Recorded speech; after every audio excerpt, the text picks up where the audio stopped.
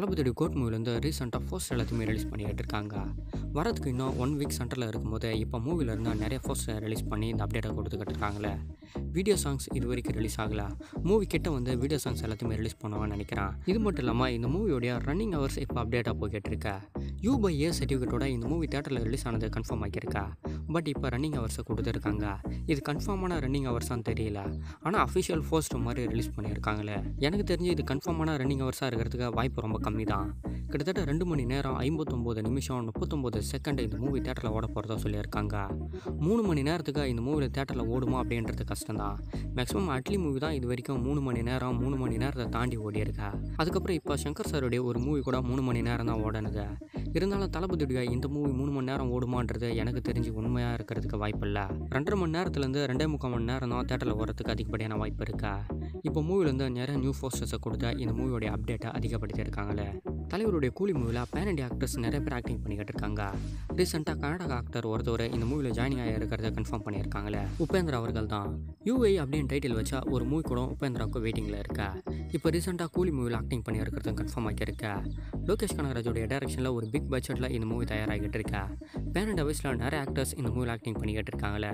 2025 சம்மரில் தலைவருடைய இந்த கூலி மூவிக்கு வெயிட் பண்ணிக்கிட்டு இருக்கோம். பேன் இண்டியா வயசில் மூவி தயாராகிறதோட சேர்ந்து பேன் இண்டியா ஆக்டர்ஸும் இந்த மூவியில் ஆக்டிங் பண்ணிக்கிட்டு இருக்காங்களே.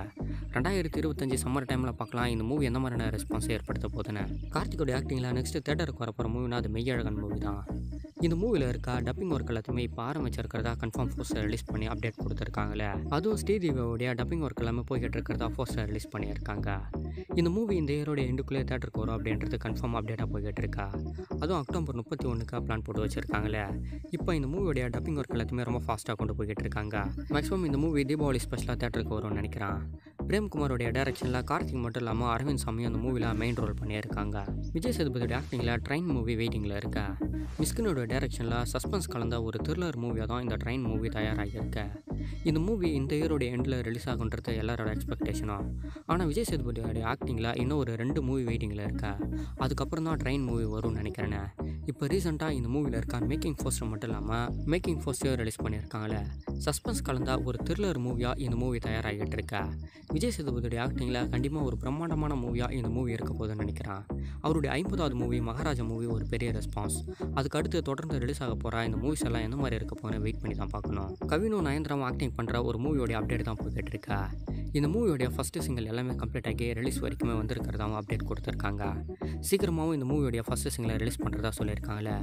4 நிமிஷத்துக்கிட்ட இந்த மூவியோடைய ஃபஸ்ட்டு சிங்கிள் தயாராக இருக்கிறதா சொல்லியிருக்காங்க. அதிகமான ஏஜ் உள்ள ஒரு பொண்ணை கம்மியான ஏஜ் இருக்க ஒரு பையன் லவ் பண்ணும்போது என்னென்ன சம்பவங்கள் எல்லாமே நடக்குமோ அதுதான் அந்த மூவியோடைய ஒன்லைன்ன்ற மாதிரி ஏற்கனவே ரிலீஸ் பண்ணியிருக்காங்க. அதில் ஒரு சில ப்ராப்ளம் எல்லாமே ஏற்பட்ட இப்போ ஷூட்டிங் வரைக்குமே வந்து ஒரு குறிப்பிட்ட பார்ட் ஷூட்டிங் எல்லாமே கம்ப்ளீட் ஆகினது மட்டும் இல்லாமல் ஃபஸ்ட்டு சிங்கிள் வரைக்குமே வந்துட்டாங்க.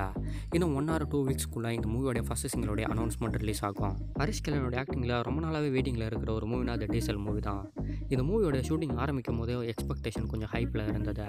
இப்போ இந்த மூவி அக்டோபர் 31 ரிலீஸ் ஆகிறதுக்கு வாய்ப்பு இருக்குன்ற மாதிரி அப்டேட் போய்கிட்டு இருக்கேன். அதுவும் தீபாவளி ஸ்பெஷலாக ரிலீஸ் பண்ணுறத கன்ஃபார்ம் பண்ணியிருக்காங்க.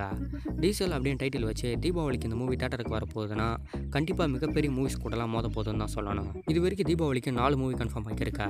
தலையோடைய ஆக்டிங்கில் விடாமுயற்சி மூவி, சிவகார்த்திகனுடைய ஆக்டிங்கில் அமரன் மூவி, ஜெயம்ரவோட ஆக்டிங்கில் பிரதர் மூவி மட்டும் இல்லாமல் கார்த்திகோடைய ஆக்டிங்கில் மெய்யழகன் மூவி முதலான தீபாவளிக்கு ரிலீஸ் பண்ணுறதை தான் கன்ஃபார்ம் பண்ணியிருக்காங்க. இன்னும் எத்தனை மூவி தீபாவளிக்கு ரிலீஸ் ஆக போகுதுன்னு தெரியல. இப்போ ஹரிஷ் கல்யாணோட ஆக்டிங்கில் இந்த டீசல் மூவியும் தீபாவளிக்கு ரிலீஸ் பண்ணுறதை கன்ஃபார்ம் பண்ணியிருக்காங்க.